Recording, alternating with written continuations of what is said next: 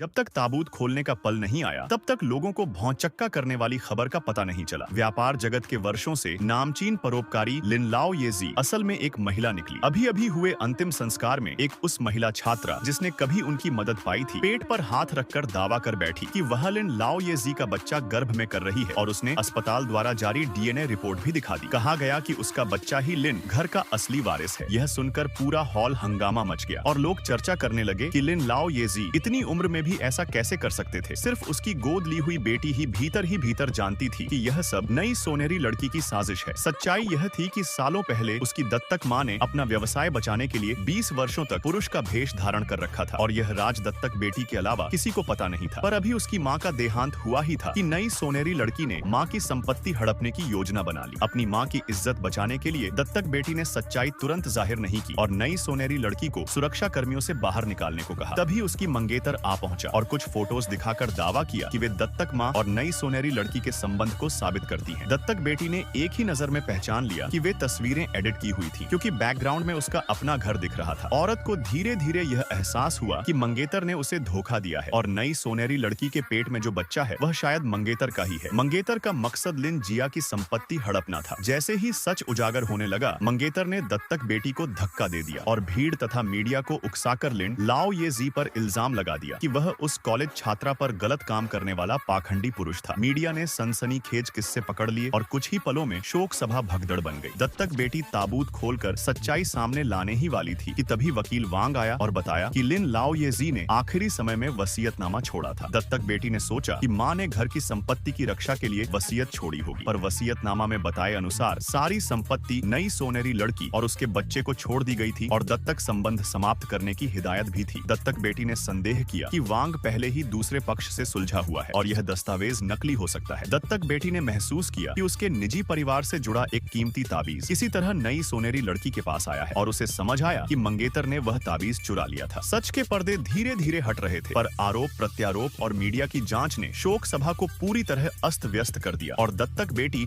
आखिरकार ताबूत खोलकर सच्चाई उजागर करने का रास्ता अपनाने ही वाली थी।